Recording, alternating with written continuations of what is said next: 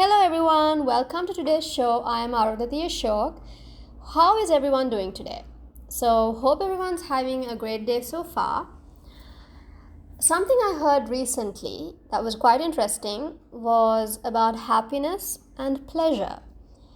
Weirdly enough, it did not occur to me that both of these are actually quite different. Did you think about it? So, the context of this story was that pleasure is short term and mostly, not always, but mostly influenced by sin.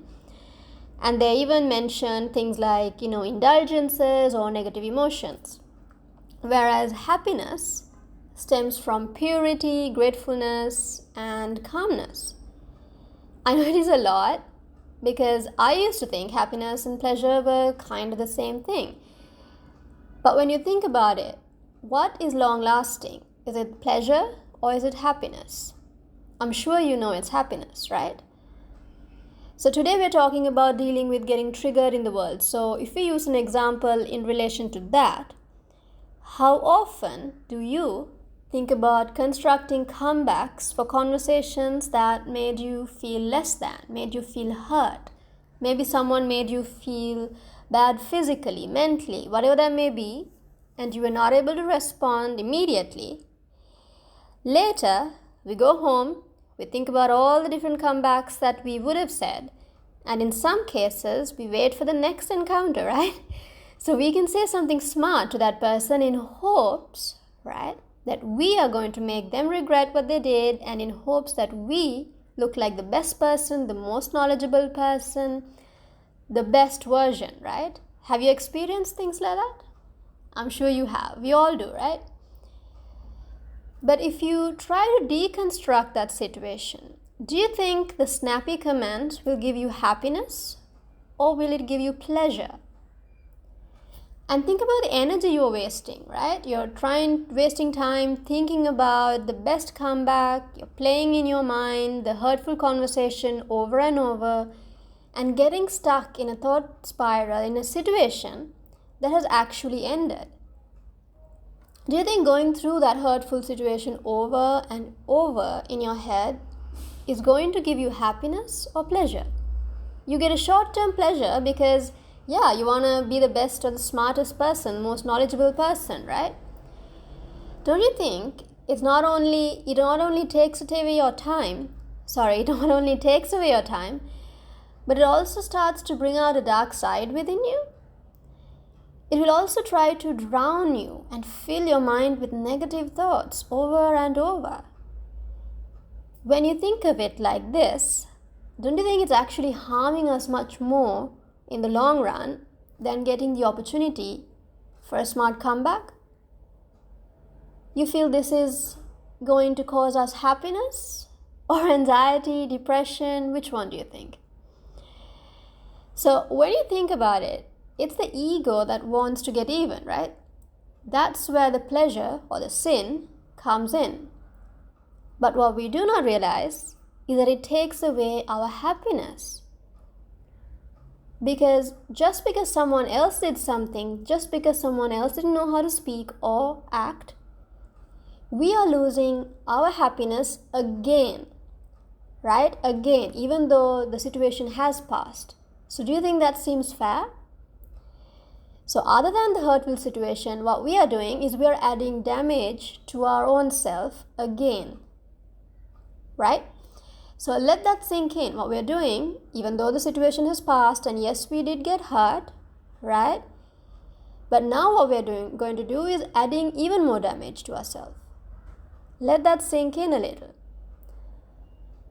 I know in the modern day, we meet so many people and everyone has got even more complicated, right? Some even have got even more distant because of the lives we live in, because of the news, the social media, the busy lives. And most of them don't have time to reflect. They don't have time to process what's happening to them, right? So most of the time, we don't understand the context people have in conversations. We don't understand the background, where they're coming from. So the slightest word or the slightest remark, we all get offended, and sometimes it may not even be their intention.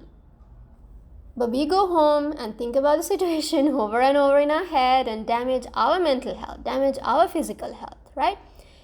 Another way to look at it is something I actually heard recently in a movie, right? So there was a terrorist and he was explaining why he was acting the way he is. He was explaining his childhood background that led him to becoming a terrorist.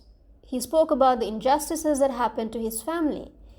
And he said that evil must be met with evil. So there was a young person who was listening to his side of the story. And she came up with an amazingly deep reply. She said, when you invite evil into your home, be prepared for the guests it is going to bring to. Right? How deep is that? So let me repeat that again. She said, when you invite evil into your home, be prepared for the guests it is going to bring to. So she was talking about the mental agony, the jealousy, the impatience, the anger, the emotional instability, all of that we are creating in trying to beat evil with evil. So it's almost like a can of worms if you think about it, because we hope to open it with a different intention, but we don't know what but we don't know what's coming at us, right? And what happens is we ruin our own happiness. But I do want to say I'm not condoning anyone for the way they're acting badly, or anyone for hurting anyone else, or for the injustices. Of course, those are terrible things. Even if they do with the intention of not hurting, right? With or without the intention of hurting, still the effect is the same. I agree, definitely. But what I am trying to say is, like I always say, the only person we can change is us.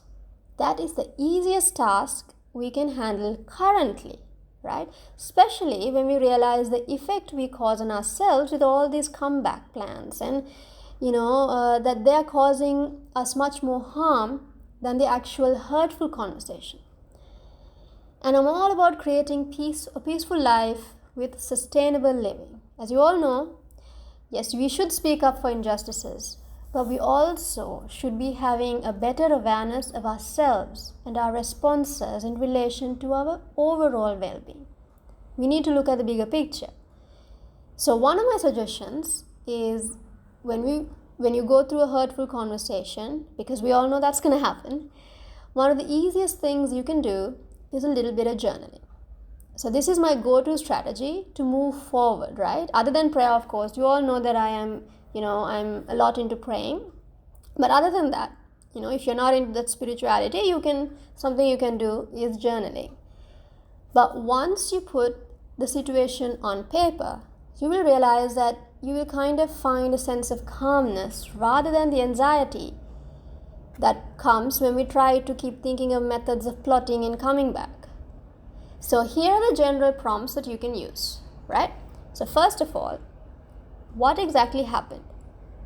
So here you can explain absolutely everything. This is also validating the experience. Sometimes people just need to be heard, right? You want every little detail to be validated, because when we validate, the anger or the hurt can start to disappear. Number 2, what did you feel in your body when you experienced this situation? So we all know when we are going through a situation, we experience physical symptoms as well, physical sensations. So for example, it can be your heart rate increased, or you felt your stomach was tightening, getting in knots, or whatever that may be. Just we need to acknowledge the sensations. Our body is trying to speak to us as well. Then number 3, what did you feel in your mind? So what thoughts were going on in your mind? For example, you can say, I felt embarrassed, I felt angry, I felt helpless. Whatever that may be, write it all down. These need to be acknowledged as well. Finally, write what you can do in order to avoid the situation or rectify the situation objectively, right? This is not the place to write smart comebacks. Instead, we see what we can do to take control of the situation, if it is a repetitive one. And in some cases, there are actually things that we can do. When you start to write, you realize you're able to see things 2 objectively. Rather than getting emotionally involved, you're able to see things objectively. And sometimes it's not as big as our emotions led us to believe. Have you ever felt that? Right? Once after time passed, sometimes you think, oh, it was not as bad, probably shouldn't have reacted, right? Then there are also these occasions, sometimes, and I'm saying sometimes, that person may have had a point. I know it's a bit bitter, but sometimes they may have not said it correctly, or whatever the tone, whatever that may be, but sometimes they may have had a point. So when we are too emotional, we were not able to see it, right? So remember, we are all trying to find lasting calmness and peace in our lives, right? Among living in a world with people who have complicated personalities, complicated experiences, behaviors, with people who don't find time to reflect, with people who don't exercise, people who don't have time for their wellness, people who don't sleep, right? And these affect their behavior. So we're all trying to find calmness while dealing with people like this. So we cannot fight them all. We cannot be fighting with every interaction, every person we have an interaction with. That's not going to work out well at all. Because if that is if you constantly start fighting with people, you're not going to be able to create a lasting peace and happy life, right? Obviously. So instead, what we can do is be self-aware and do the inner work. So maybe next time, number one, we may be not triggered, as much as we used to. And number two, we may be more confident because we know we got our own back. Because we are confident of our own self-worth. We have done the inner work. We are more aware of our emotions. We are more aware of our body sensations. When we are going through these emotions, we are able to understand what is going on because you actually have been doing the inner work, right? So hope you found this valuable. I would absolutely love to know your thoughts on this. And this is something that everyone kind of is going through, especially in the current world.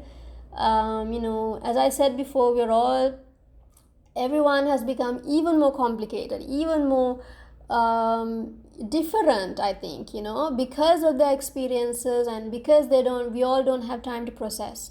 So everyone has become like a hot mess.